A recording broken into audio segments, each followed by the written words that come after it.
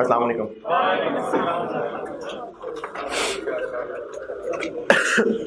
दुरूद शरीफ पढ़ना।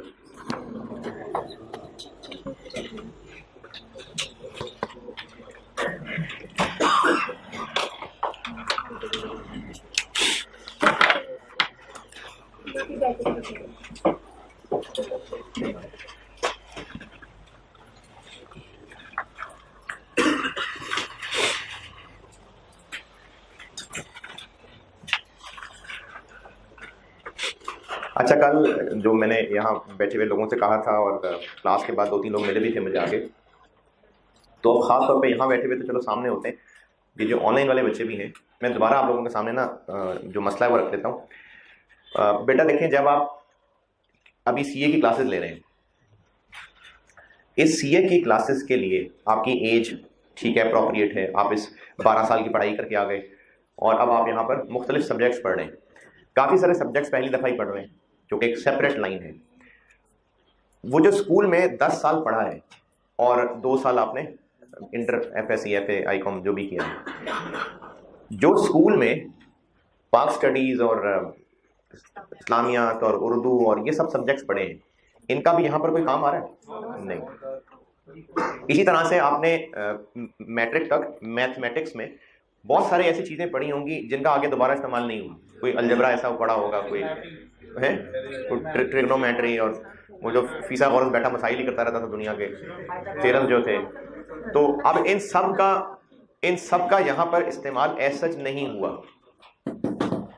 लेकिन क्या आप ये समझते हैं कि आप जो कुछ उन 10 साल में पढ़ के आए हैं, उनमें से सिर्फ उतनी चीजें पढ़ते जिनका कहीं यहाँ आके इस्तेमाल हो रहा है और वो बाकी सब कुछ ना पढ़ते, तो आपका मेंटली इतना लेवल हो चुका होता कि यहाँ पर आप सीए के स्टडीज पढ़ रहे होते? नहीं, उसका अमल दखल बहरहाल था।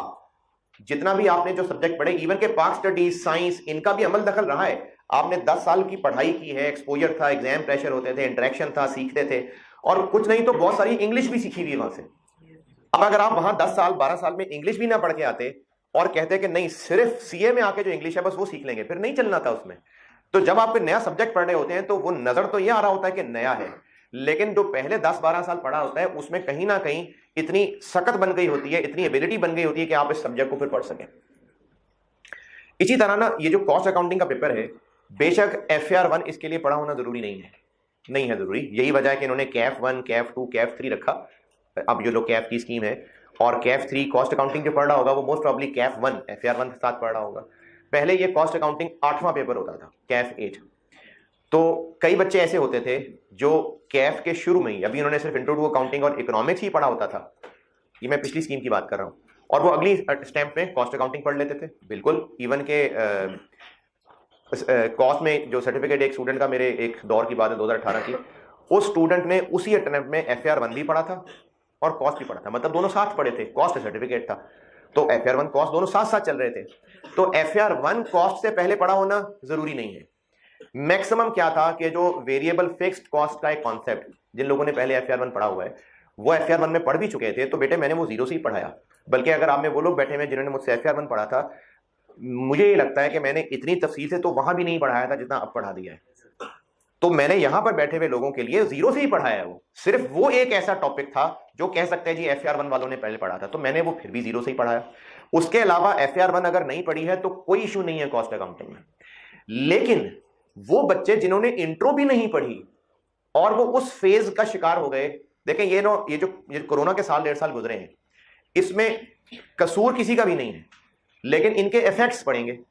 इसी तरह से ये जो स्कीम चेंज हुई है, अभी जो AFC में किसी तरह पैर अड़ा चुके हुए हैं उनके लिए PRC है, PRC जो AFC की जगह है नहीं है।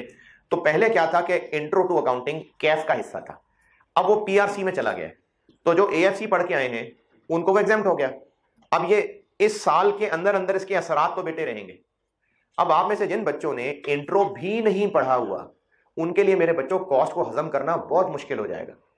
इसके लिए मैं आपको अगर ये कहूं ना कि जी आप नहीं, अगर आप ये कहें कि चलें सर आप तो पढ़ाए ना, तो मैं पढ़ा तो रहा हूंगा और अपनी तरफ से बेस्ट एफर्ट भी कर रहा हूंगा, लेकिन आप एक चीज के लिए मेंटली तैयार ही नहीं, उस लेवल तक ही नहीं पहुंचे, तो आप उस मेहनत को एब्जॉर्ब भी तो नहीं बेटे कर पा रहे होगे ना। मैं मेहनत यकीनन कर रहा हूंगा और ये मुझे अभी कैफ 8 की जगह कैफ 3 बनने से पहले मैंने कहा कैफ 8 होता था। मुझे इस चीज का अंदाजा है और मैंने अपने पढ़ाने में, जो लोग कैफ 8 मुझसे दोबारा भी पढ़ रहे होंगे, लास्ट टाइम किसी वजह से छोड़ दिया था, मैंने अपने पढ़ाने में यकीनन चेंज की होगी, क्योंकि पहले जो लोग पढ़ने आते थे कॉस्ट, वो लोग होते थे जो कैफ के आखिर तक पहुंच चुके हुए हैं और 3 4 5 पेपर पास करके आ चुके हुए हैं। अब कौन पढ़ने आ रहे होंगे? जिन्होंने कैफ शुरू किया है। तो यकीनन मेरी स्ट्रेटेजी में चेंज करनी पड़ेगी। टीचर के लिए यही काम है, उसने तो करना है। लेकिन बेटा अब आप अगर ये सोचते हैं कि आपने ना जिंदगी में, मिसाल दे रहा हूं, आपने जिंदगी में इंग्लिश नहीं पढ़ी नहीं जिंदगी में इंग्लिश, अब आप अगर कॉस्ट में आके ये एक्सपेक्ट करें कि चले सर कोई नहीं इंग्लिश भी साथ पढ़ा दें, तो इससे नुकसान क्या होगा? कॉस्ट रह जाएगी ना। अब हमने वो भी तो पढ़नी है ना। तो मैं, हाँ, इतना तो मेरे बच्चों में जरूर कर रहा हूं, इंशाल्लाह आगे भी करूंगा, कि जो पहले मैं कैफ 8 का पढ़ाता था, अब मैं कैफ 3 के लेवल पे डेफिनेटली आऊंगा। चीजों में टाइम ज्यादा लगेगा। जो चैप्टर पहले मैं 10 दिन में कराता था, अब मैं उसके ऊपर 14 दिन लगा रहा हूँ। ये तो जरूर मैं अकॉर्डिंगली करूंगा।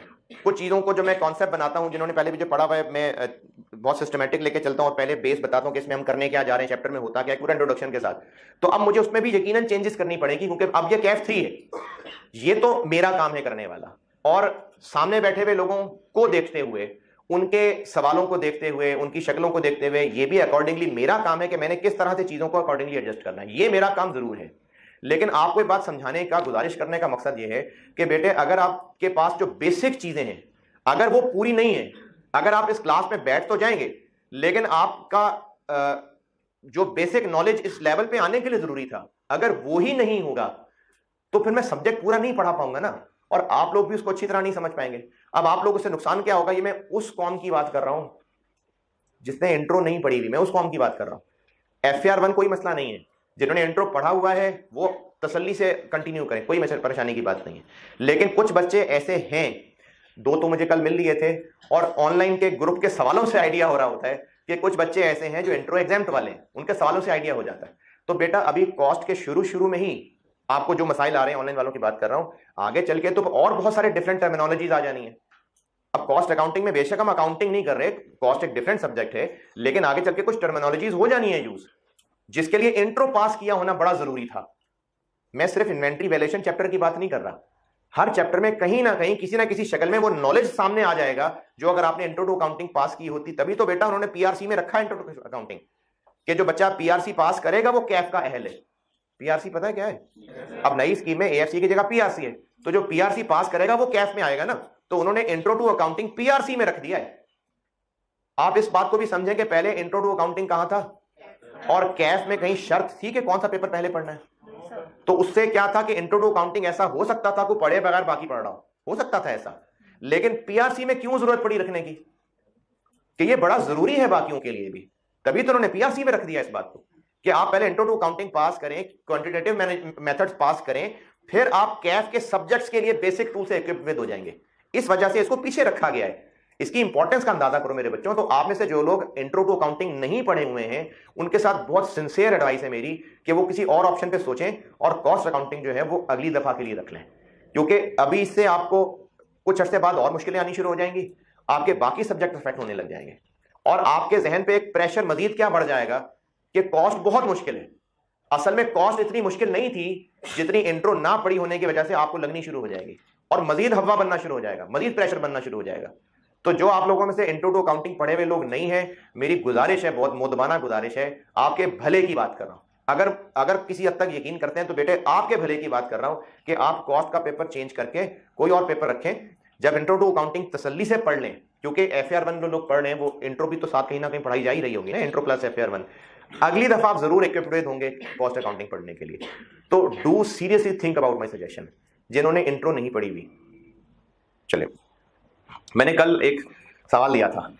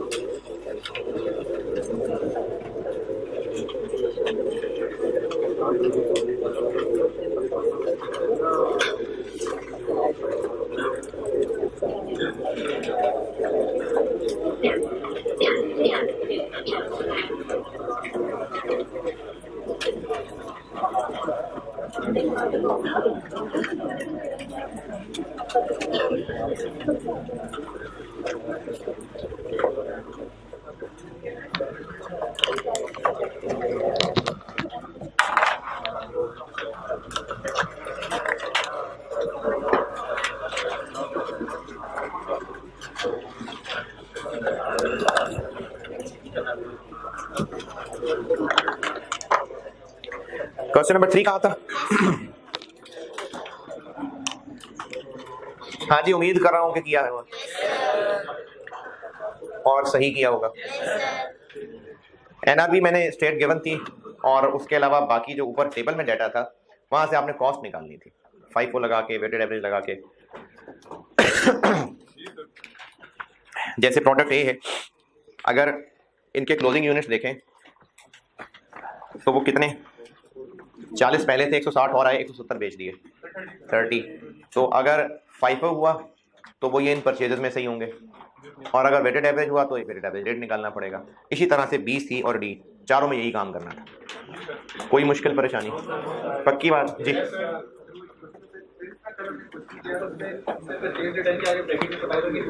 जी जी हाँ जी। तो वेटेड एवरेज में आप परपेचुअल के कॉन्टेक्स्ट में पूछ रहे हैं या?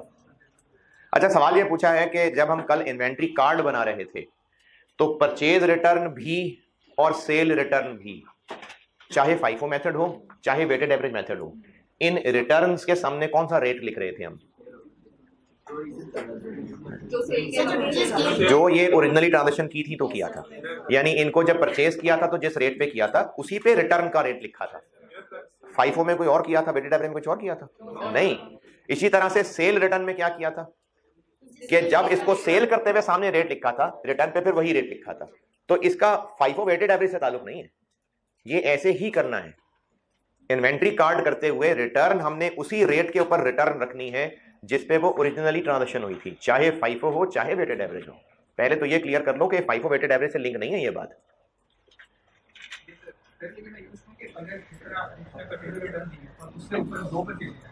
नहीं, पहले तो आप ये बात क्लियर कर लें। आपने कहा है कि वेटेड एवरेज में भी ऐसे ही करते हैं, तो हाँ, वेटेड एवरेज में भी ऐसे ही करते हैं, ठीक है। इसका FIFO वेटेड एवरेज से ताल्लुक नहीं है।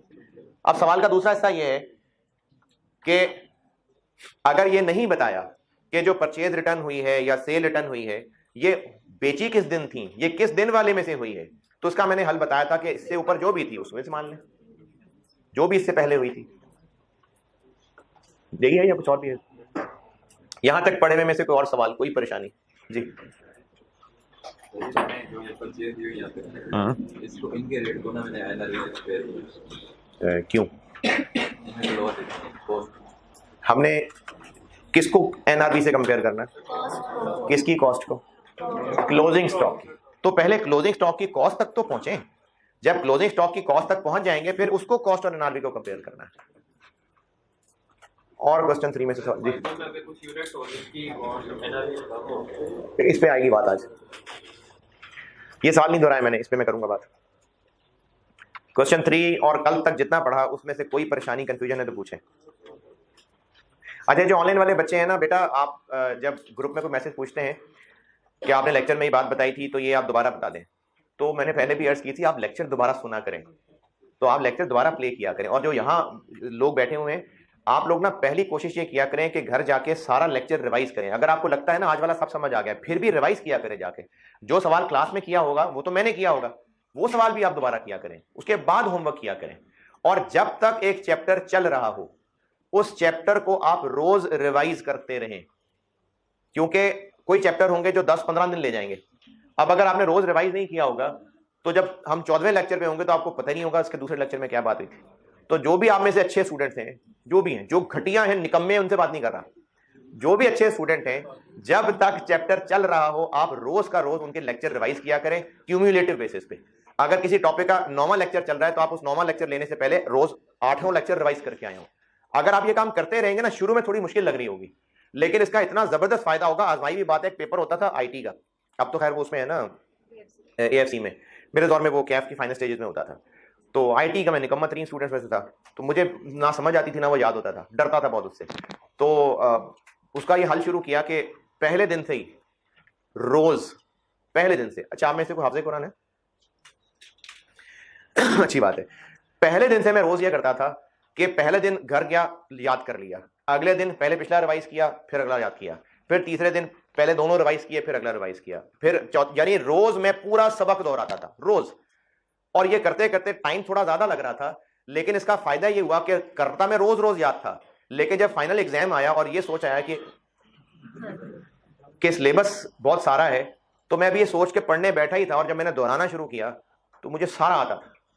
अगर ये ना रोज काम किया होता तो आखिरी महीने में इतना प्रेशर पड़ जाता, ऊपर से सब्जेक्ट से डरता था बहुत। तो आप लोग बेटा जब रोज का रोज पढ़ने की आदत डालेंगे ना, ये हाफिज़ कुरान का मैंने इसलिए पूछा था, वो सबकी और सबक और मंजिल, ये आप कंटिन्यूसली लोग रिवाइज करते रहते हैं तो याद रहते हैं। तो आप अगर अपने हर सब्जेक्ट के लिए, चाहे वो कॉस्ट है चाहे जो भी आप सब्जेक्ट पढ़ रहे हैं, या आपको एक स्टूडेंट की एडवाइस कर रहा हूं कि अगर आप इस तरह से करना शुरू कर देना कि क्यूमुलेटिव बेसिस पे रिवाइज करना शुरू कर दें, तो आगे चल के बहुत आसानी हो जाएगी आपकी।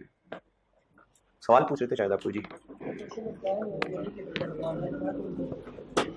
अच्छा, सवाल ये है कि जो क्वेश्चन नंबर 3 है, इसमें ये बताया नहीं है कि पीरियोडिक है कि परपेचुअल है।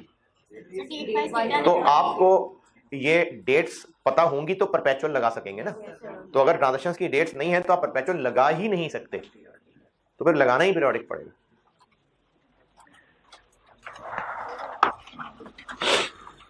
कल मैंने क्लास के एंड पे जो सवाल लिखवाया था वो डाटा दोबारा बताइएगा। क्लोजिंग स्टॉक के यूनिट्स कितने थे? कल एंड पे जो सवाल लिखवाए थे 500 यूनिट्स थे, कॉस्ट पर यूनिट 35 थी, और एनआरवी जो निकाल ली थी वो निकाल ली हुई थी 38.75।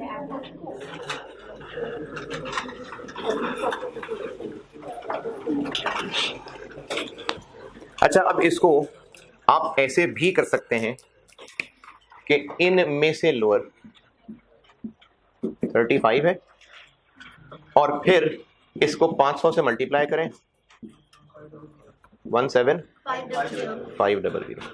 एक ऐसे भी कर सकते हैं, फिर ऐसे भी कर सकते हैं कि 35 इंटू 500 करें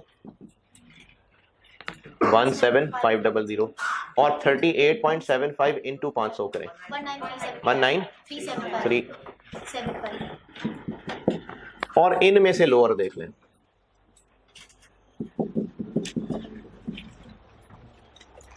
तो दोनों ठीक है। ऐसे करना है, ऐसे कर लें, ऐसे करना है, ऐसे कर लें। चाहे आप कॉस्ट और एनआरबी पर यूनिट कंपेयर कर लें और उनमें से जो लोअर हो उसको यूनिट से मल्टीप्लाई कर दें, या चाहे आप ऐसे कर लें कि जिस इन्वेंट्री की हम वैल्यू लगा रहे हैं इसको कंपेयर कर लें।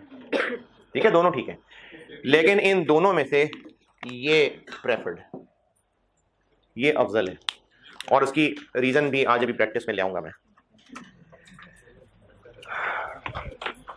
लेकिन किन हालात में हम इससे भी काम चला लिया करेंगे वो प्रैक्टिस से ही आइडिया हो सकेगा। अभी आगे बढ़ते हैं, इंशाल्लाह इस पे बात करते हैं।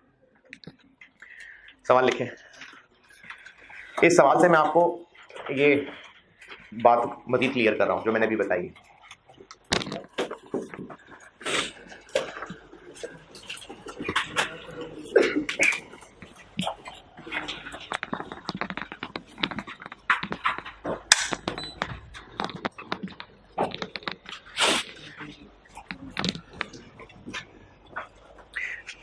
क्लोजिंग स्टॉक के जो यूनिट्स हैं वो है 400। क्लोजिंग स्टॉक के यूनिट्स 400 हैं,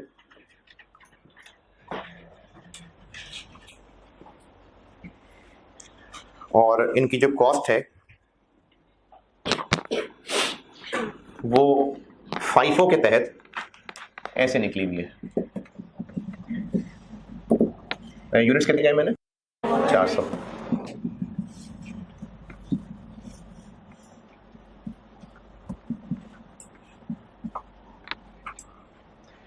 इतने 36 पर यूनिट वाले और इतने 40 पर यूनिट वाले, कितना बनाइए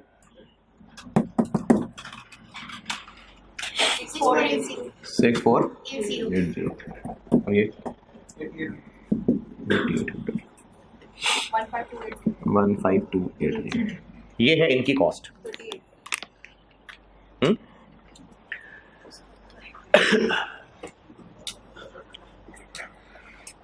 और इनकी एनआरवी पर यूनिट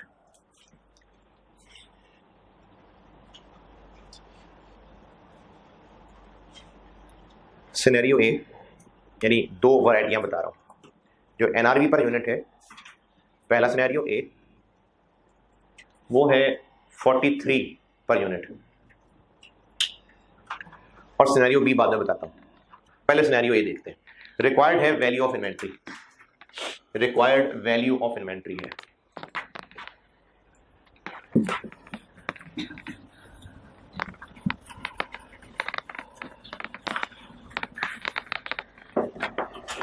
अच्छा ये प्रोडक्ट एक ही है, ये प्रोडक्ट एक ही है, उसी के 400 यूनिट्स है। पहला सिनेरियो, एनआरबी कितनी है 43, तो 400 यूनिट्स 43 कितना हो गया 17,000। ये हो गई एनआरबी और ये कॉस्ट है, तो क्या बेहतर है, कॉस्ट बेहतर है। अभी मैंने किसको कंपेयर किया, टोटल को कि पर यूनिट को, टोटल को, जैसे जो भी यहां लिखा था कि टोटल कंपेयर कर लें। चले ऐसे कर लेते हैं, 180 यूनिट्स की कॉस्ट क्या है, नहीं पर यूनिट कॉस्ट क्या है 36, एनआरबी क्या है 43, तो 36 और 43 कौन सी यूज करें, 36, ये लोअर है। अच्छा 220 यूनिट्स पर यूनिट कॉस्ट कितनी 40, एनआरबी कितनी, तो 40 और 43 में से कौन सी यूज करें 40।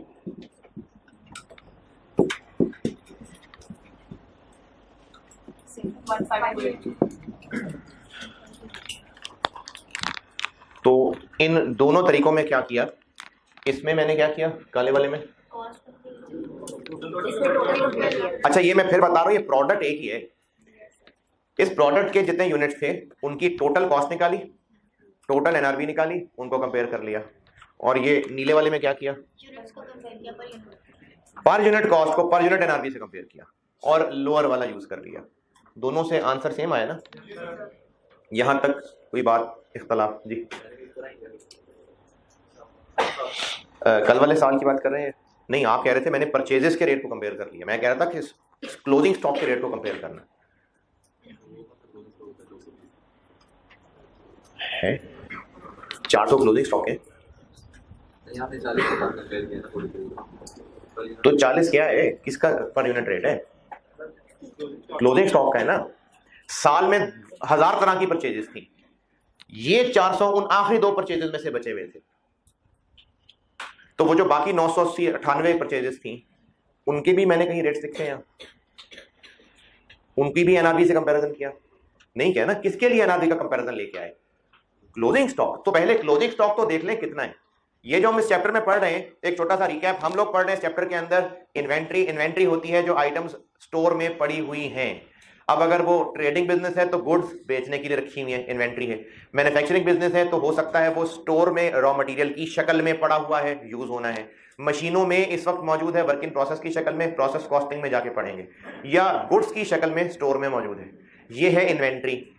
इस इन्वेंट्री से रिलेटेड आगे ये पढ़ा के अच्छा अब इसकी कोई अमाउंट भी तो होनी चाहिए, तो उसकी अमाउंट होती है सॉरी, साल के एंड पे जब इन्वेंट्री को बुक्स में दिखाना है तो उसकी कोई अमाउंट होनी चाहिए, तो अमाउंट होती है कॉस्ट और एनआरबी में से लोअर। फिर हमने कॉस्ट पढ़नी शुरू की। कॉस्ट ये थी कि जो भी इन्वेंट्री जहां भी जिस हालत में भी है वहां तक लाने के लिए क्या क्या खर्च किया था, ये उसकी कॉस्ट है। और एनआरबी क्या है कि अब जहां इन्वेंट्री मौजूद है यहां से आगे हमने क्या करना है, तो अब यहां से आगे हमने इसको बेचना है, तो अब यहां से ऑनवर्ड जो जो होगा उसका नेट एनआरबी, कि ये खर्चा होगा और इतने का बिकेगा, इसका नेट एनआरबी है। इनमें से जो लोअर है, अच्छा इनमें से लोअर को क्यों, ये भी नॉलेज के लिए समझा देता हूं आज, अभी बस लोअर। तो इन्वेंट्री साल के एंड पे जो बची हुई है उसकी वैल्यू करनी है कॉस्ट और एनआरबी में से जो लोअर है। कॉस्ट कैसे निकालनी है, 2 दिन इस पे लगा दिए, पढ़ ली कॉस्ट। एनआरबी कैसे निकालनी है ये मैंने कल पढ़ाना शुरू किया है।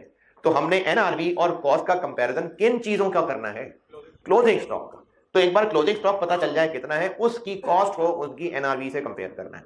अभी इस वक्त सामने जो बात डिस्कस कर रहा हूं वो ये कर रहा हूं कि कंपैरिजन क्या हम टोटल कॉस्ट और टोटल एनआरबी का कर लें या पर यूनिट कॉस्ट और पर यूनिट एनआरबी का कर लें, ये बात चल रही है इस वक्त। तो अभी बज़ाहिर क्या नजर आ रहा है कि टोटल कॉस्ट और टोटल एनआरबी कंपेयर कर लें या पर यूनिट कॉस्ट और पर यूनिट एनआरबी कंपेयर कर लें। अभी तक क्या इसमें दोनों सेम नजर आ रहे हैं ना, अभी तक ये देख लें सेम है। कल कौन सा क्वेश्चन,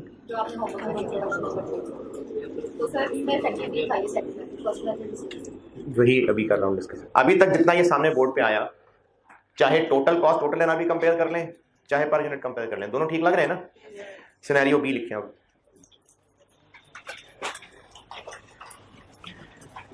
एनआरबी है 39, एनआरबी पर यूनिट 39 है, 39 रुपए। एनआरबी 39 है।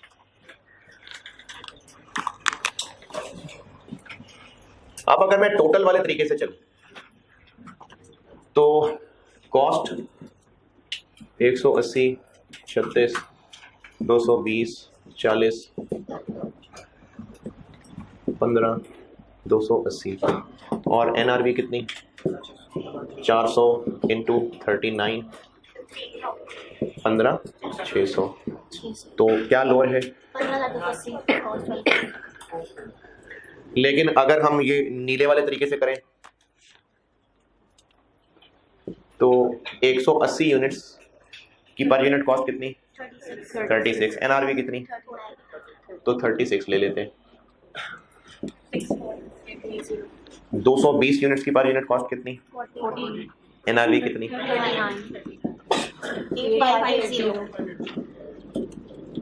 15060। ये तो बात बदल गई।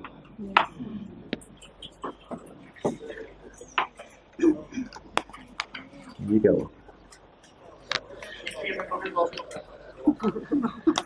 तो ये गलत है, ये गलत है, ये सही है जी। क्या हुआ? क्या जानबूझ के किया है? हाँ, यही सिखा रहा था ना। तो ये वाला तरीका गलत है। अच्छा, ये गलत क्यों है? इसके लिए पहले ये कॉन्सेप्ट बता रहा हूं नॉलेज के लिए कि लोअर क्यों, मतलब क्यों कॉस्ट और एनआरबी में से लोअर। पहले इसकी रीजन समझ लें, नॉलेज के लिए बता रहा हूं। अगर डेटर हमारी बैलेंस शीट में 50,000 रुपए पे है और हमें उम्मीद है कि इसमें से 5,000 नहीं मिलेगा, तो ढीठ बन के 50,000 का ही एसेट शो करते रहे या उसको 45 पे ले आए? क्यों? क्वेश्चन रिपीट करूं। डेटर है 50,000, ईयर एंड पे हमने से पैसे लेने हैं, हमें उम्मीद है कि इसमें से 5,000 नहीं मिलेंगे, तो क्या फिर भी हम इसको 50,000 ही एसेट शो करें या 45 पे ले जाए? है नहीं, प्रोविजन बनाएं या राइट ऑफ करें, जो भी करें, डेटर अल्टीमेटली 50 रखें या 45 पे ले, लेकिन क्या पता पूरे मिल जाए। तो इसके पीछे कॉन्सेप्ट ये है कि अगर हम एसेट्स बैलेंस शीट में दिखा रहे हैं और हमें लगता है कि इनकी वो औकात है नहीं, तो इनको औकात पे ले आना चाहिए, क्योंकि एसेट होता है जिससे मिलने हैं फ्यूचर बेनिफिट्स। तो अगर हमें फ्यूचर बेनिफिट्स मिलते नजर आ ही नहीं रहे तो फिर बढ़ा चढ़ा के दिखाने की क्या जरूरत है? तो एसेट्स को बढ़ा चढ़ा के नहीं दिखाना चाहिए, इनको अपनी औकात पे रख लेना चाहिए। अच्छा, इसी वजह से हम इसको 50 से कम करके 45 पे ले आएंगे। इसी तरह से इन्वेंट्री है जो कि हमने 20,000 रुपए की खरीदी थी, साल के एंड पे बची हुई है। हमारी बुक्स में डेबिट क्रेडिट के मुताबिक ये 20,000 हमारी बुक्स में मौजूद है, क्योंकि हमने 20 की खरीदी थी तो उसी की अकाउंटिंग हुई है ना, तो हमारी बुक्स के अंदर बैलेंस इसका 20,000 मौजूद है।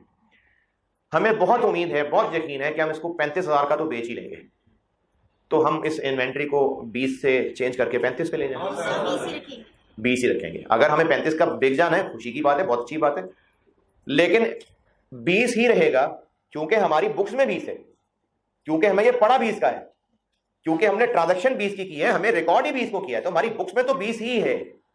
एज लॉन्ग एज हमें ये 20 या 20 से ज्यादा का बिकता नजर आ रहा है, हम खुश हैं और इन्वेंट्री 20 पे ही रहने देंगे। लेकिन अगर अभी ही पता चल गया कि अब इनकी वो वैल्यू रही नहीं है मार्केट में, मुश्किल से 17,000 के बिकेंगे, तो अब भी इनको एहतरामन 20 का कहते हैं नहीं, अब इनकी औकात ही 17 रह गई है, तो हमें इसको बैलेंस शीट में 20 रखना चाहिए या कम करके 17 पे ले आना चाहिए। ये होता है कि कॉस्ट अगर 20 है और एनआरवी 35 है तो बस ठीक है, इसको चलाते रहें। लेकिन अगर कॉस्ट 20 है और एनआरवी 17 है तो फिर बिला वजह इसको बढ़ा चढ़ा के ना दिखाएं, इसको रिड्यूस करके 17 बना लें। पीछे कॉन्सेप्ट यही है कि एसेट्स को बढ़ा चढ़ा के नहीं दिखाना। अब इसको वर्डिंग क्या बन गई कि लोअर ऑफ कॉस्ट और एनआरवी, ये रूल बना लिया।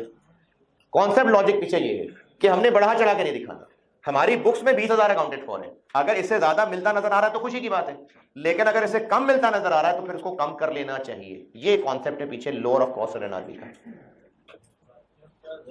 गया ऊपर से। तो जो यूनिट्स 400 यूनिट्स हमारे स्टॉक में मौजूद हैं, ये हमें 400 के 400 एक ही तरह के बिकेंगे, यानी ये 400 के 400 39 रुपए के बिकेंगे, एक जैसे ही हैं बिल्कुल। क्या इनमें से कुछ महंगे मिले हैं, कुछ सस्ते मिले हैं? ये तो हमारे मेथड का कसूर है। अगर वेटेड एवरेज यूज कर रहे होते तो फिर सब एक जैसे होते हैं ना। तो ये तो हमारे मेथड का कसूर है कि हमें कुछ महंगे नजर आ रहे हैं, कुछ सस्ते नजर आ रहे हैं। क्या पता एवरेज मेथड होता, दोनों ही मिला के 38 के नजर आ रहे होते। तो हमारे इस मेथड के कसूर का असर इस पे नहीं पड़ना चाहिए। देखिए, अगर वेटेड एवरेज होता और इनका एवरेज रेट 37 होता तो फिर तो कॉस्ट ही लोअर होती ना। देखें, एनआरबी और कॉस्ट कंपैरिजन का मकसद ये है कि अगर कुछ चीजों की औकात अब कम हो गई है तो इन बेचारों की औकात नहीं कम हुई है। ये 15 के खरीदे में और 15,600 के बिक सकते हैं अभी भी, तो क्या इनकी औकात कम हो गई है? लेकिन पर यूनिट के कंपैरिजन से क्या नुकसान हुआ कि हमें लग रहा है कि कम हो गई औकात। अगर फाइफो हुआ तो यह नुकसान हो जाएगा, इसलिए इसको नहीं करेंगे, हम इस पे ही चलेंगे। हाँ, अगर ये डिफरेंट रेट्स का मसला ना होता, जैसे अभी क्लास के शुरू में लिखे हुए सवाल में था ये सिनेरियो ए, तो फिर आप चाहे टोटल करके सॉल्व कर लें, चाहे पर यूनिट करके बन के लिखा ही हुआ है मैंने भी। ये नहीं, कल जो किया था, हाँ, कल क्लास में जो किया था, कॉस्ट पर यूनिट कितनी थी? 35 ना, सबकी पद 35 ही थी। और एनआरबी तो अब आप 35 और 38 को कंपेयर कर लें, चाहे टोटल हजारों को कंपेयर कर लें, तो काम चल रहा था। लेकिन अगर पर यूनिट कॉस्ट फाइफो की वजह से अलग अलग आ रही है तो फिर पर यूनिट कंपेयर करने में हो जाएगी गलती। ये बात दोबारा सुने, असल में कंपैरिजन इसी का है, लेकिन कल पर यूनिट का कंपैरिजन से भी क्यों काम चल गया था? क्योंकि रेट सेम था, तो उससे काम चला लिया था, वरना असल में करना टोटल से ही चाहिए था। यहां पर काम क्यों नहीं चल सका? क्योंकि रेट पर यूनिट फर्क है। तो इसलिए हमें कॉस्ट और एनआरबी का कंपैरिजन रेट को नहीं करना, टोटल को लेके चलना है। ये मैंने भी कहा था कि टोटल वाला काम करना है। जी ये हमारा एसेट ओवर वैल्यू ना जोड़ा सर, उन्होंने 40 का एसेट है, 40 जिसकी वैल्यू 39 है उसको 40 शो किया। हमारे 400 के 400 यूनिट्स एक जैसे हैं या डिफरेंट है? एक जैसे हैं। तो वो जब एक जैसे हैं तो फिर उनमें सौदेलों का स्वरूप तो नहीं करेंगे ना। अगर उनमें से कुछ को साइड पे कर देंगे तो कहेंगे जी हम भी उनके तो जैसे ही हैं, तो हमारा क्या कसूर है? हमने भी 39 का बिकना है, उन्होंने भी 39 का बिकना है, फिर हमें आप क्यों कह रहे हैं हमारी औकात कम है? लेकिन वो कॉस्टिंग मेथड का कसूर है। चीजें तो वो एक जैसी हैं, चीजें तो एक जैसी हैं कि नहीं? ये तो कॉस्टिंग मेथड का कसूर है ना। ये 220 39 के हैं नहीं, ये किधर गए 220 40 के नहीं, हमारे कॉस्टिंग मेथड का मसला है। ये तो एक फाइफो मेथड की इटसेल्फ एक फ्लॉ है। ये जो फाइफो मेथड है, क्या वाकई ये फिजिकली भी वही चल रहा होता है काम?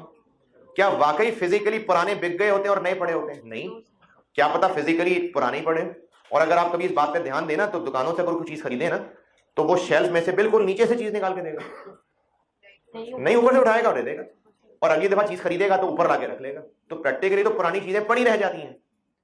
ये तो बस एक मेथड है फाइफो। तो इस मेथड का कसूर इन बाकियों को सजा क्यों मिले? तो इसलिए हमने कंपेयर 15,280 और 15,600 को करना है। अच्छा, ये बात रूल यही याद रखें। ये जो बात समझाने की कोशिश कर रहा हूं आ गई समझ, तो बहुत अच्छी बात है, नहीं तो करना तो ऐसे ही। अच्छा, बाकी इसमें मजीद कुछ एडवांस चीजें लिखें और उसके बाद सवाल पूछिएगा, क्योंकि हो सकता है उन्हीं को करने के बाद आपके सवाल वहीं रिजॉल्व हो जाए। एनआरबी के हवाले से कुछ एडवांस मसले देखते हैं।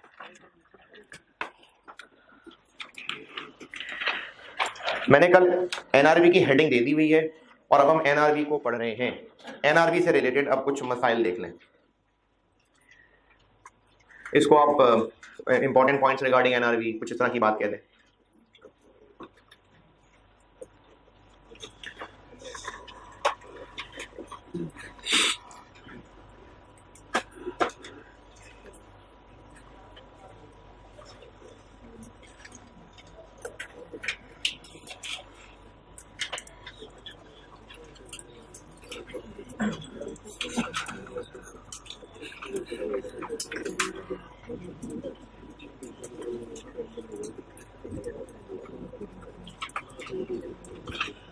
एनआरवी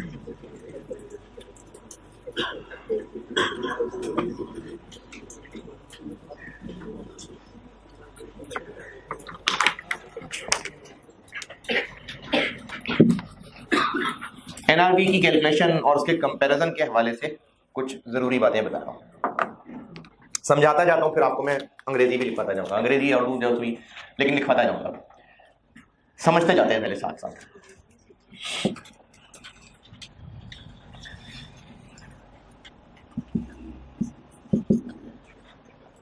चार तरह के प्रोडक्ट्स हैं इन्वेंट्री में पड़े हुए। इनकी कॉस्ट जो है वो 400 है, इसकी कॉस्ट 700 है, 360 है और 200 है टोटल।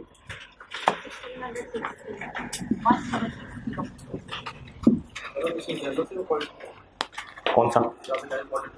जी, मैंने आपसे कहा है कि अभी आप सवाल पूछने बंद कर दें, मैं आपको एनआरवी के बारे में कुछ इंपॉर्टेंट पॉइंट्स लिखवाने लगा हूं, समझाता जाऊंगा, लिखवाता जाऊंगा, कुछ पहले लिखवाऊंगा बाद में समझाऊंगा, कुछ पहले समझाऊंगा बाद में लिखवाऊंगा। तो अब ये इंपॉर्टेंट पॉइंट्स फॉर एनआरवी शुरू हो गए। तो पहले लिख लीजिएगा, फिर ये एग्जाम्पल नोट कर लीजिएगा।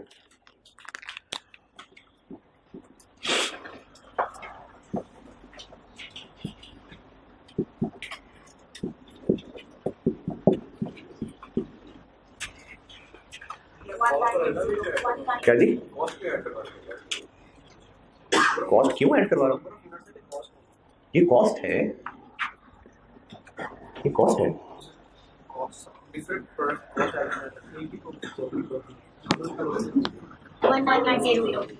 19 इन्वेंट्री में 4 प्रोडक्ट्स पड़े, सबका एक एक यूनिट है, ठीक है, सबका एक एक यूनिट पड़ा हुआ है। इसकी कॉस्ट एनआरबी, कॉस्ट और एनआरबी अभी मैंने आपको समझाया है कि इनमें से लोअर क्यों ले रहे होते हैं, कि हम एसिड बढ़ा चढ़ा के ना कहीं बता जाए। बुक्स में अभी क्या मौजूद होता है? कॉस्ट, क्योंकि हमारे रिकॉर्ड का हिस्सा कॉस्ट है, क्योंकि वो खर्चा हुआ था, डेबिट क्रेडिट कॉस्ट हुई हुई है। हम बस सिर्फ ये इंश्योर करना चाह रहे होते हैं कि ये जो हमारी बुक्स में मौजूद है ये औकात से ज्यादा तो नहीं है। अगर एनआरबी ज्यादा है तो बस ठीक है, लेकिन अगर एनआरबी कम है तो उसको कम करके एनआरबी पे ले आना चाहिए। ये मकसद है कॉस्ट और एनआरबी कंपैरिजन का। अब सामने एक डाटा लिखा है, बैलेंस शीट में 1660 जाएगा। Yes, sir. Yes, sir. सही किया ये कंपैरिजन? क्यों? अभी तो मैंने कहा था टोटल करना, चूंकि प्रोडक्ट अलग अलग हैं। अब हो सकता है कि इनकी औकात अब वो ना रही हो, लेकिन अगर हमने इनको और इनको कंपेयर कर लिया तो एक की अच्छाई में दूसरे की बुराई छुप जाएगी। ये सही नहीं है। तो हमें फिर कंपैरिजन इन दोनों का नहीं करना, हमें कंपैरिजन करना है 400 और 380 का, और उसमें से 380 ले लेंगे।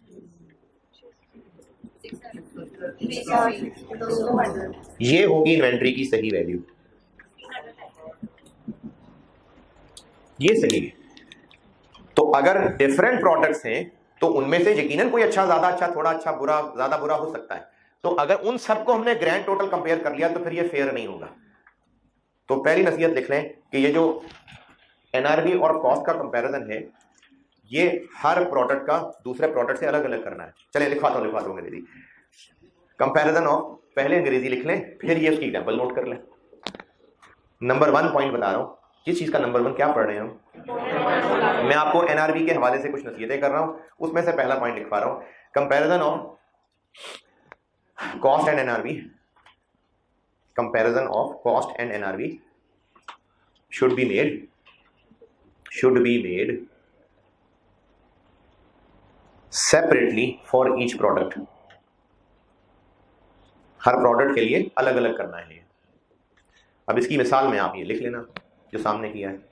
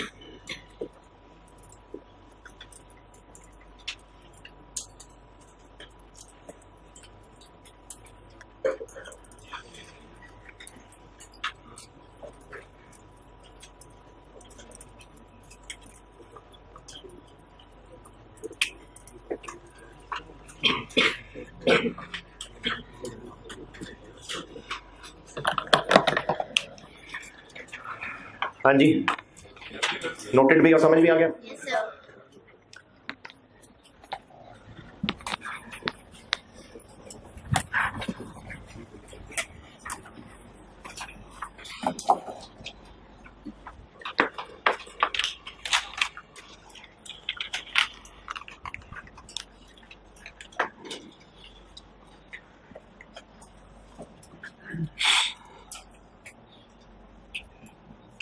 चले अगली बात देखते हैं। प्रोडक्ट ए के 110 यूनिट्स हैं। अब इन 110 यूनिट्स में से भी एक एक करके कॉस्ट वर्सेस एनआरवी करें? नहीं, इनको तो इकट्ठे ही करेंगे। ये जो मैंने अलग अलग कंपैरिजन की बात की है, ये प्रोडक्ट के लिए कहा है। अगर एक ही प्रोडक्ट के मल्टीपल यूनिट्स हैं, उनमें नहीं अलग अलग कंपैरिजन करने बैठ जाना। ये तो एक एक अंडा उठा के चेक कर रहे हैं गंदा है कि नहीं, ये काम नहीं हम कर रहे हैं। हमें एक प्रोडक्ट के यूनिट्स को टोटल में ही कॉस्ट एनआरवी कंपेयर करना है। हाँ, अगर ऐसा है कि ये एक जैसे नहीं है, क्यों एक जैसे नहीं है? क्योंकि किसी वजह से इनमें से 20 यूनिट जो हैं वो डैमेज्ड हैं, पता है डैमेज्ड हैं, डिफेक्टिव हैं, बाकी 90 ठीक हैं। तो क्या अब इनकी औकात सेम है? नहीं। अब क्या करें? अब हमें इन 20 का कंपैरिजन अलहदा और 90 का अलहदा करना पड़ेगा। ये बात समझ आई? चलिए, ये तो अपने लिए उर्दू में लिख लेना कि अगर एक प्रोडक्ट के मल्टीपल यूनिट्स हैं तो उनका तो हम टोटल ही एनआरवी कॉस्ट का कंपैरिजन करेंगे। ये बात तो मैंने भी कुछ देर पहले भी कही है, ये जो FIFO वाली बात समझा रहा था, ये तो वही बात इनफैक्ट रिपीट की है मैंने कि एक प्रोडक्ट के जितने यूनिट्स हैं उनके लिए हम टोटल कंपैरिजन ही कर रहे होंगे कॉस्ट और एनआरवी का। लेकिन अगर उनमें कुछ डिफेक्टिव हैं तो उन डिफेक्टिव के लिए कंपैरिजन अलहदा रखना है और गुड के लिए अलहदा रखना है।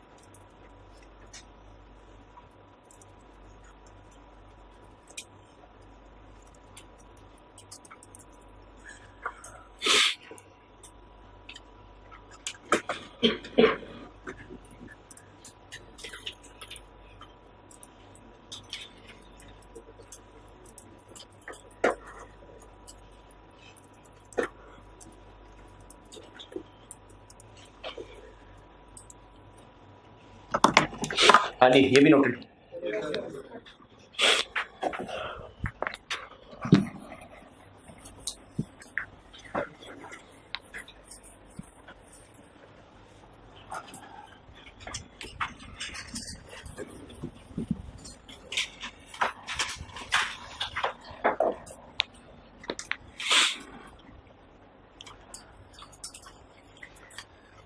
एनआरवी कैसे निकालते हैं?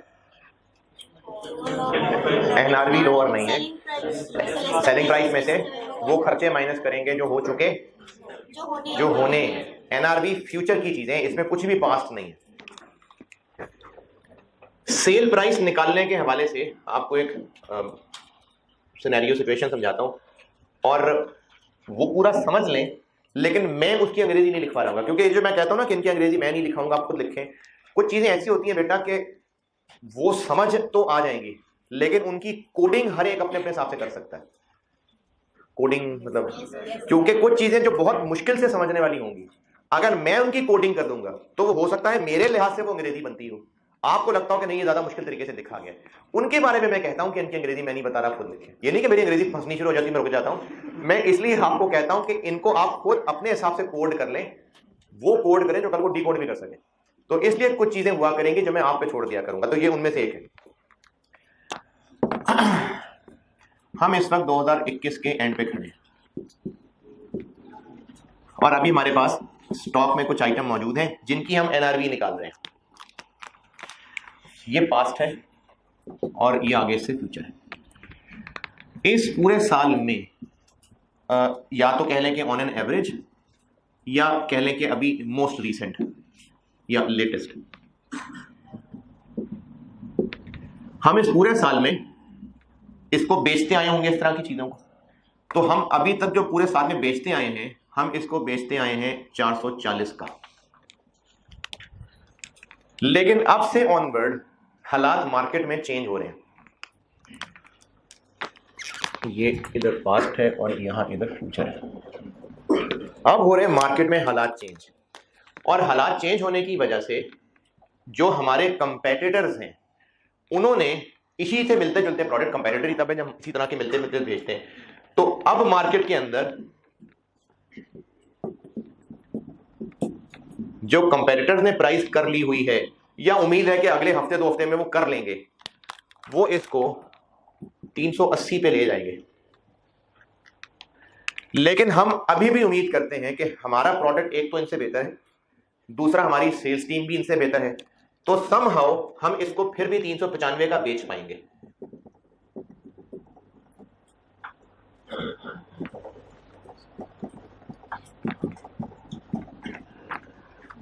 अब आपके सामने 3 वैल्यूज आ गई हैं।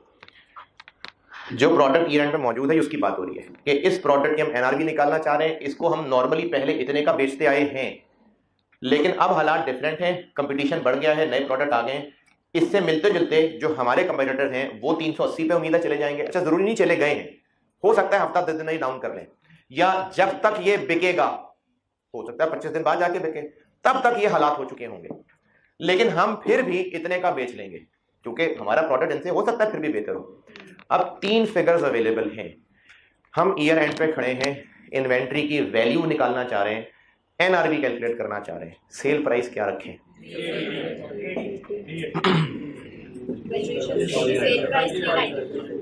एनआरवी की कैलकुलेशन पूछ रहा हूं। एनआरवी की कैलकुलेशन में एक्सपेक्टेड सेल प्राइस क्या रखें?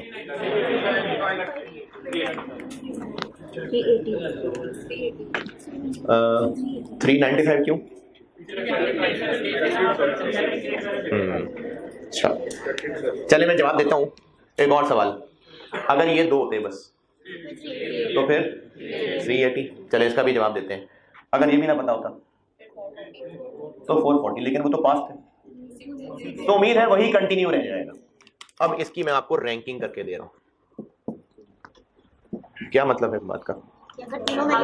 कि अगर ये सब है तो ये यूज करनी है हमने, क्योंकि एनआरवी होती है कि हम कितने का बेच लेंगे। बाकी दुनिया जितना मर्जी का बेचे, हमें क्या लगता है हम कितने का बेच देंगे। तो एनआरवी निकालने के लिए टॉप प्रायोरिटी है। हाँ, अगर ये नहीं है तो पास्ट और फ्यूचर में से ये, लेकिन अगर ये फ्यूचर का कुछ एक्सपेक्टेशन ही नहीं है तो जो भी लेटेस्ट थी उम्मीद है आगे भी वही चल जाएगी। तो एनआरवी निकालते हुए सेल प्राइस में ये मैंने रैंकिंग, ये प्रायोरिटी बताई। अब ये बात अगर समझ आई है तो अभी लिख लें, नहीं तो फिर पूछ लें जो कंफ्यूजन है। ये बात आई समझ? क्या जी? एक्सपेक्टेड क्यों? देखें, स्टॉक हमारा है तो इसको बेचना भी तो हम नहीं है ना। तो अगर हमें लग रहा है कि हम 395 का बेच लेंगे तो बेच लेंगे।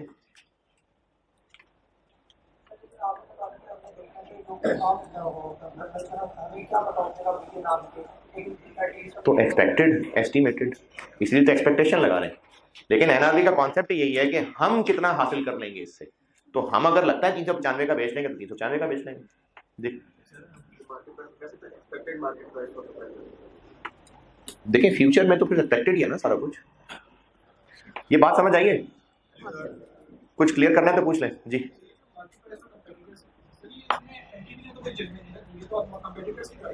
हाँ, तो अगर ये ना हो तब की बात है। हमें इससे इतना अंदाजा हो रहा है कि अब वो बाहर ही नहीं रही, वो जो पहले हो रही थी ऐसी, अब वो नहीं है। अब कंपटीशन इतना हो गया है कि जब उन्होंने प्राइस डाउन कर लिया तो उम्मीद है हमें भी करनी पड़ेगी। और ये एक रिलायबल एस्टीमेट है, फिर हम भी इसी नहीं कर लेंगे फिर, वरना प्रायोरिटी ये है। ये नहीं है तो फिर ये काम चला लेंगे, उससे ये बेहतर है जी। अगर अच्छा, अगर ये 380 है और ये 370 है तो 370 हम कितने का बेच लेंगे? बात ये नहीं है कि इनमें से हायर, नहीं, हम कितने का बेच लेंगे। एंटिटीज एक्सपेक्टेड प्राइस, ये प्रायोरिटी है। ये नहीं है तो ये चल जाएगा, ये भी नहीं है तो फिर वो चल जाएगा।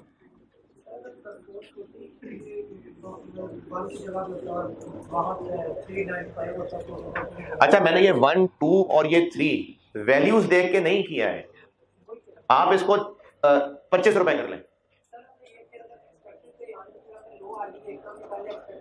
हाँ जी, एक्सपेक्ट देखें, वैल्यूएशन का मकसद ये नहीं है कि बस हम किसी खराब तरीन घटिया तरीन मार्केट में जाएं, बस फेंकने की करें, बस सस्ती बेच के आए। नहीं, बिजनेस लॉजिक तो लगेगी। हम क्यों सस्ती बेचेंगे भाई?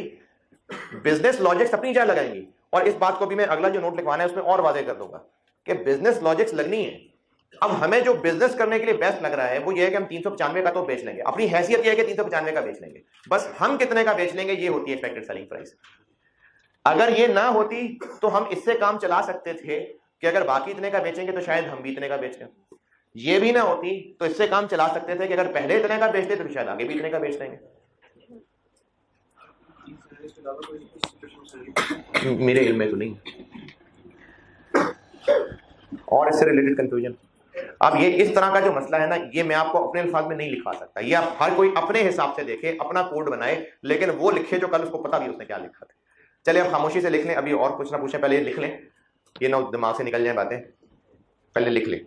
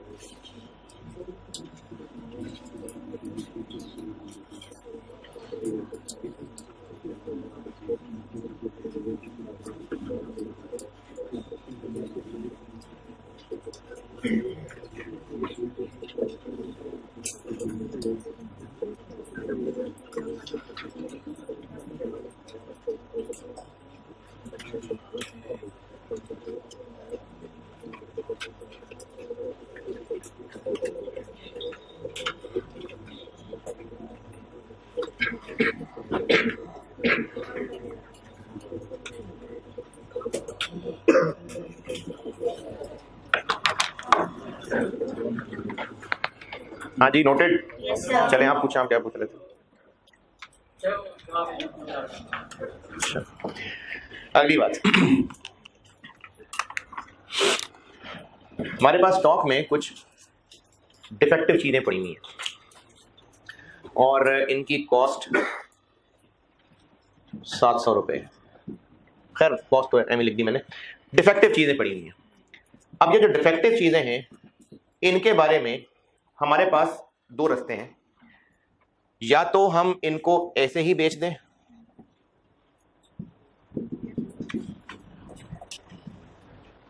अगर एज इट इज बेचा तो हो सकता है हम ये 480 की बेच पाए, या फिर हम ऐसा करते हैं कि इसको पहले करेंगे रिपेयर और रिपेयर के ऊपर हम 100 रुपये खर्च करेंगे और उसके बाद हम इसको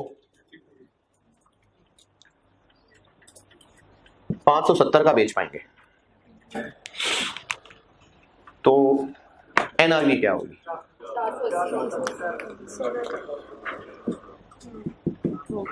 एनआरवी हम क्या लेंगे? 480 और 470। 470। अच्छा 470 तो क्यों? सर क्योंकि चीजें हमें बेच दिया, हमने इस पे एक्सपेंस भी तो लगाया ना, रिपेयर तो हम चल लगा दिया है। लगाएंगे तो सर हम एनआरवी निकालते हैं। हाँ नहीं तो पूछ रहा हूँ 470 या हाँ तो वजह 470 क्यों, 480 क्यों नहीं? बेचने की हालत में आए जो 470 कह रहे हैं उनसे पूछ रहा हूँ जी। तो सर रिपेयर एक्सपेंस लगाएंगे तो फिर वो बेचने अरे ऐसे भी बेच सकते हैं, ये भी है, ये भी दुकान है, कबाड़ियों को बेच देंगे जाके। हमारे पास दो हल हैं। क्या बात? नहीं नहीं नहीं, हमारे पास खराब चीजें हैं तो हम वो खराब चीजें या तो ऐसे ही किसी को बेच आए जाके, हम नहीं कबाड़ी है, किसी कबाड़िए को बेच आए। हमने क्या शुरू नहीं की।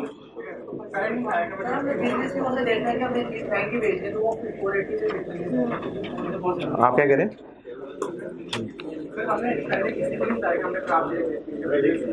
नहीं, धोखा नहीं दे रहे हम, धोखा नहीं दे रहे। खराब कभी घर में कोई रद्दी पुरानी जुतियां बेची हैं, बेचते हैं ना, तो क्या बिजनेस है हमारा क्या? नहीं, पता है कि फलानी जगह बिकती है, बेच देते हैं जाके, डिस्पोज ऑफ कर देते हैं। तो ये हम किसी को धोखा नहीं, ऐसा नहीं है कि धोखा देंगे कि नहीं नहीं सही है ले लो रख लो, धोखा नहीं दे रहे। पता है कि खराब चीजें हैं और पता है कि कोई दुकान है जो खराब चीजें सस्ते में खरीद लेते हैं, तो वहां ये हमें बेचने की एक ऑफर मिल रही। तो एनआरबी 470 या 480? 470 क्यों?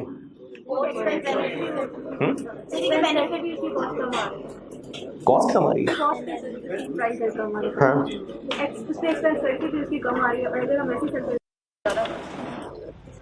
नहीं, तो आपने कहा है 470, मैंने 470 पूछा है। 470 जिनको लगता है, रीजन पूछ रहा हूँ 470 की, जिसको लगता है कि 470।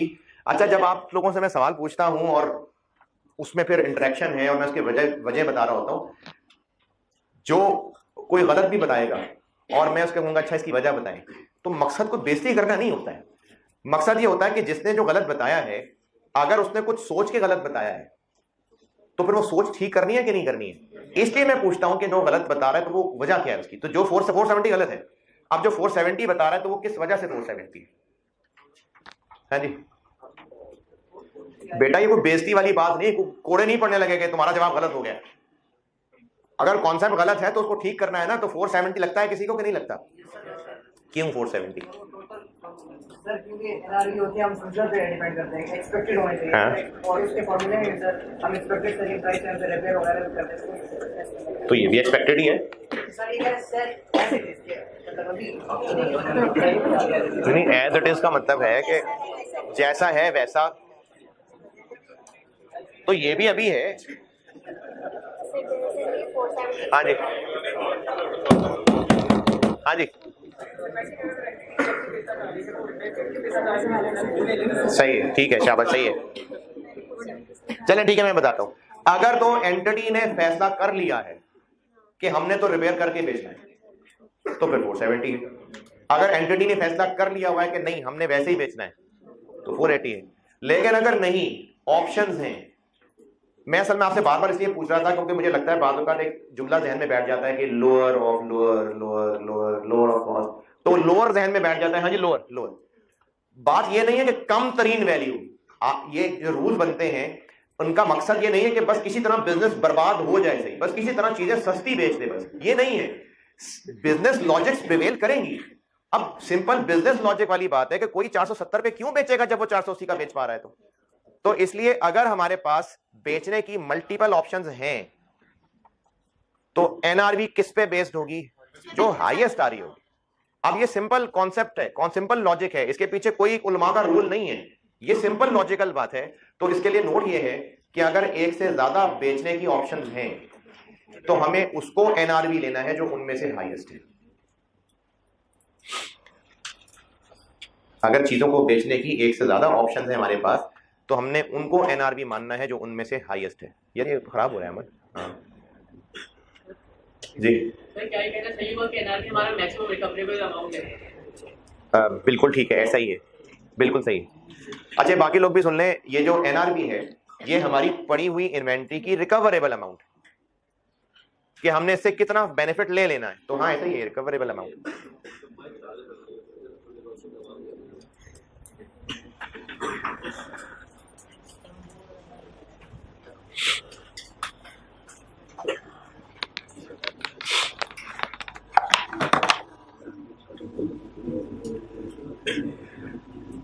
क्वेश्चंस में आए और क्वेश्चन नंबर 8 पढ़ लें। ये मैं करता हूं बोर्ड पे, 4 प्रोडक्ट्स हैं, एक तो हो ही जाएगा, फिर देखते हैं जितने भी हो गए। क्वेश्चन नंबर 8 पढ़ लीजिए, ये मैं बोर्ड पे कर रहा हूं।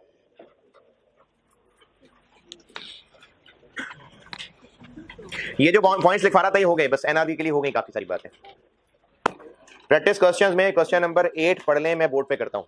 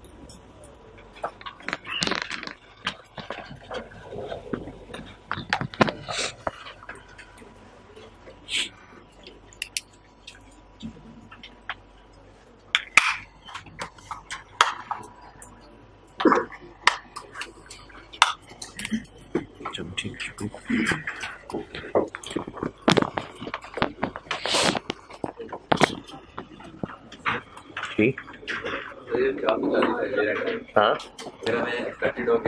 हम 450 की बेच देंगे। हाँ, तो फिर ये 450 है ना, तो फिर ये 450 है जी।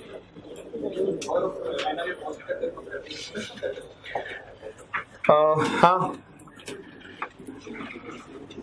वैसे तो ये IS2 ने कहा हुआ है लोअर ऑफ कॉस्ट एनआरबी। अब IS2 ने क्यों कहा है, देखिए हमने स्टैंडर्ड्स को मानना होता है, कॉस्ट अकाउंटिंग की बात नहीं कर रहा, वैसे कह रहा हूँ अकाउंटिंग की, स्टैंडर्ड्स को मानना होता है। तो IS2 ने कह दिया लोअर ऑफ कॉस्ट एनआरबी। अब उसने ऐसा क्यों कहा है, तो उसकी मसलियत यह है कि वो प्रूडेंस कॉन्सेप्ट को पसंद कर रहा था, तो ये असल में IS2 की बात मानी जाती है। हाँ जी, पढ़ लिया तो मैं करूँ। ट्रेडिंग बिजनेस है, गुड्स खरीद रहा है और उनके ओपनिंग और परचेजेज और क्लोजिंग नहीं, सेल्स का डाटा दिया पूरे साल का, महीने का, साल का, महीना, साल, क्या पता नहीं, साल है जी, पूरे साल का डाटा दिया हुआ है। और इन 4 प्रोडक्ट्स हैं और साल के एंड पे पूछा है कि इनकी वैल्यू बता दें। तो चारों प्रोडक्ट्स हैं, तो चारों की grand total cost, grand total NRB compare कर लें? नहीं, तो हमें हर प्रोडक्ट के लिए कंपैरिजन अलग अलग करना पड़ेगा। पहले करते हैं प्रोडक्ट ए।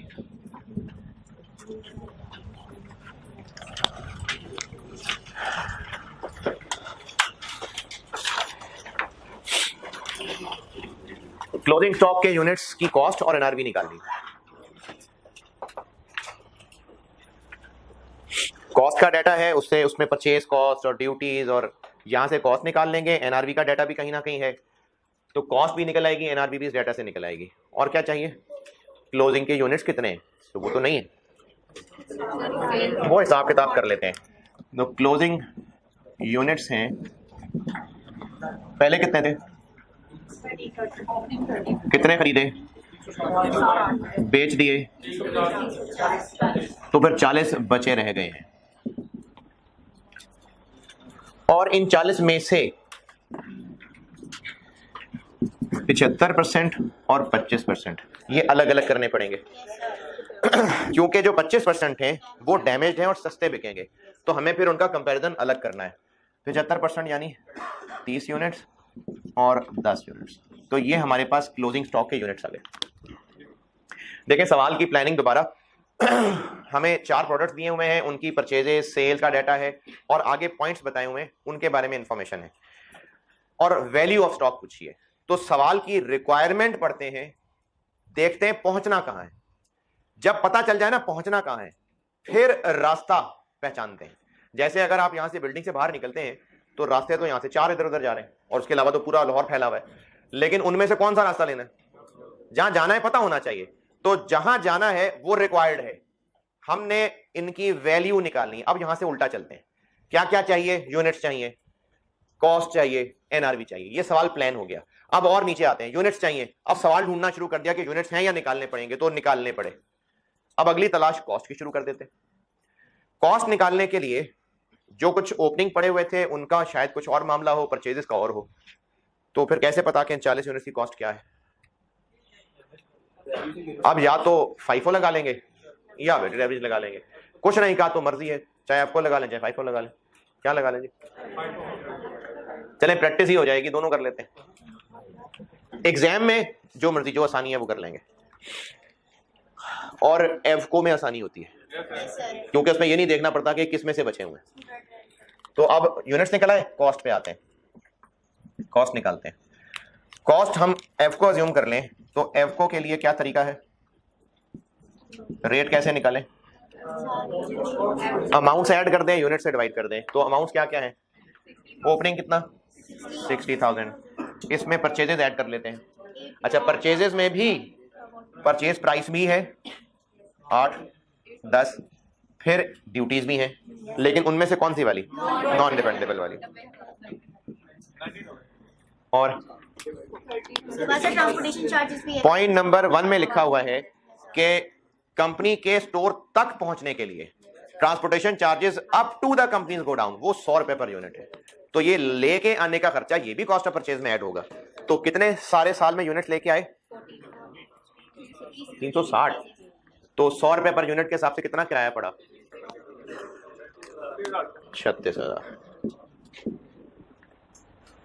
ये हो गई टोटल परचेज कॉस्ट। परचेज में आगे बाकी खर्चे भी तो ऐड करने हैं ना, तो उसमें ट्रांसपोर्टेशन भी है, ये ऐड कर लिया। तो फिर पॉइंट 2 भी ऐड कर लें। No, sir, वो selling में वो बेचने के लिए, तो हम तो सिर्फ खरीदने की बात कर रहे हैं जी। जी जी, किस 30 पे? तो वो उन्होंने आपको दे दिया ना 60,000, उनकी कॉस्ट बता तो दी है 60,000। अब वो जैसे भी बनी थी, जिस तरह भी थी, वो बना दी उन्होंने, तो 60 में सब शामिल है। सवाल ये पूछा है कि जो 30 यूनिट्स ओपनिंग है, तो इनमें ड्यूटीज वगैरह किधर है? वो आपको जो 30 यूनिट के बारे में कहा है कि इनकी कॉस्ट 60,000 है, तो बस उसमें कर दिया होगा उन्होंने जो जो शामिल करना है, और इनको डिवाइड ओपनिंग के यूनिट्स प्लस 360, 255। अच्छा, अगर रेट कुछ हजारों में चल रहा है तो बेशक आप डेसिमल में ना जाए, जाना है तो बिल्कुल ठीक है चले जाएं, लेकिन इतनी बड़ी फिगर है तो बेशक ना जाएं। ये हो गई cost per unit.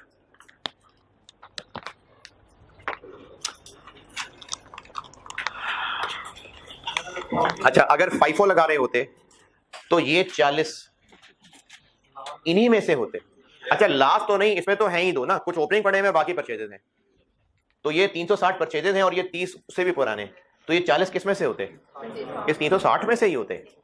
Question 2 homework दिया था, 3 क्वेश्चन 3 में। Yes, sir. तो फाइफो में ये 40 इनमें से ही बचे होते, तो इनमें से ही बचे होते, तो इनकी पर यूनिट कितनी होती?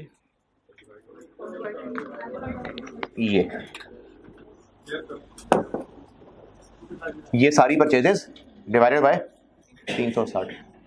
अगर फाइफो होता तो 2250 होती कॉस्ट। एफ को है तो ये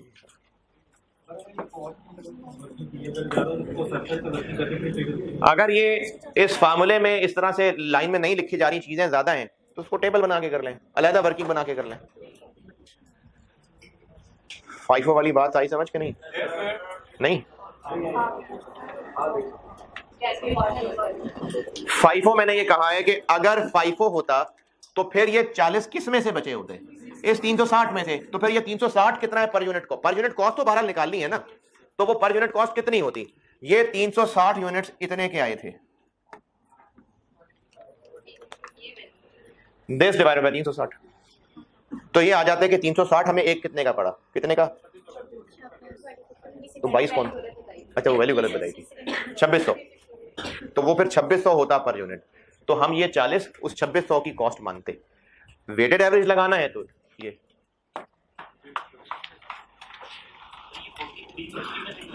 कहां पर 4360 में से निकलेंगे, बचे हुए होंगे। फाइफो यही है ना कि जो बाद में खरीदे थे उनमें से बचे हुए।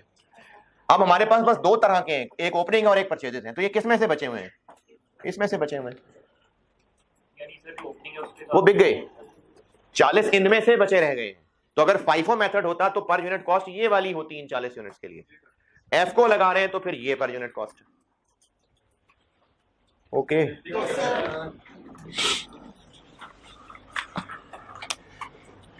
तो टोटल कॉस्ट हो गई, बल्कि एनआरवी निकाल के बाद में कर लेता हूं। एनआरवी पे आते हैं, बस प्रोडक्ट ए कर रहा हूं, फिर बाकी कल करते हैं। एनआरवी पे आते हैं। एनआरवी इनकी अलग अलग है क्योंकि ये डैमेज है। तो पहले एनआरवी निकालते हैं नॉर्मल वालों की। प्रोडक्ट ए कितने का बेच लेंगे? पॉइंट नंबर 3 के अंदर जो खराब वाले हैं उनके बारे में कहे ये बात, अच्छे वालों के बारे में कुछ नहीं कहा। पॉइंट 3 में उनका बताया है जो डिफेक्टिव वाले हैं, उसके अलावा पॉइंट 1, 2, 3, 4 में कहीं नहीं बताया कि अच्छे वालों का क्या होगा। तो जितने का पहले बेचते आए हैं फिर वही होगा ना, वो ऊपर टेबल में है। तो पहले हमने पूरे साल में कितने बेचे हैं?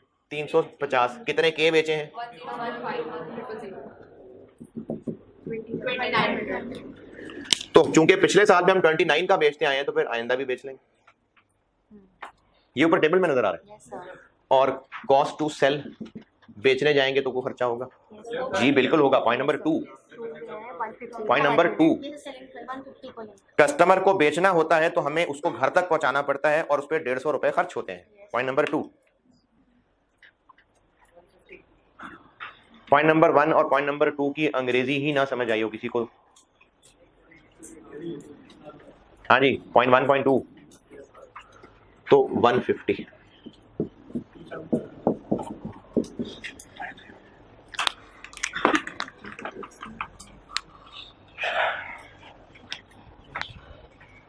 और डैमेज्ड वाले की एनआरवी, डैमेज वाला बेच लेंगे हम जितने का नॉर्मल बेचते हैं उसका। पॉइंट नंबर 3 में लिखा हुआ है कि 25% डैमेज है और ये हमारी मिस हैंडलिंग से डैमेज हो गए थे, और इनको हम 60% ऑफ इट्स किसका? इट्स ए की बात हो रही है कि ए की जो असल सेलिंग प्राइस है उसके 60% तक बस बेच सकेंगे इसको। यानी अगर ए हम 1000 रुपए का बेचते हैं तो ये 600 का बेच लेंगे। तो ए हम कितने का बेचेंगे? तो अगर ये 2900 का बेचते हैं तो फिर ये हम लोग बेच सकेंगे। सबर कर यार, सबर कर। 1740। और पॉइंट नंबर 2 के बारे में ये लिखा नहीं है कि ये सिर्फ नॉर्मल वालों के लिए, तो क्या पता इनके लिए भी हो। अब अगर हम नोट लिखते हैं कि हम अज्यूम कर रहे हैं कि इनके लिए नहीं है तो बस ये एनआरवी है, या अगर अज्यूम कर रहे हैं कि ट्रांसपोर्टेशन इनके लिए भी है तो फिर यहाँ पे भी कॉस्ट टू सेल। 1590।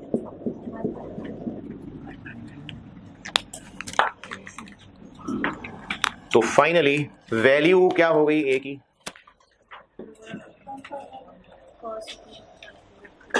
जी जो नॉर्मल है, अच्छा कॉस्ट पर यूनिट एक ही रेट है ना या अलग अलग है? तो एक ही है तो हम बेशक पर यूनिट कंपेयर कर लें। वो तो मसला था ना, जब मल्टीपल रेट से तो हम जरूर टोटल पे जाएंगे। एक ही तो है तो चाहे पर यूनिट को कंपेयर कर लें चाहे टोटल कर लें। तो नॉर्मल वालों की कॉस्ट और नॉर्मल वालों की एनआरवी, तो कॉस्ट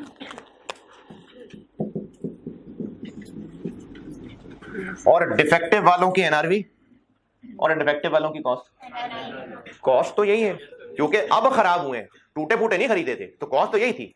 तो उनकी कॉस्ट और एनआरवी में से एनआरवी लोअर है।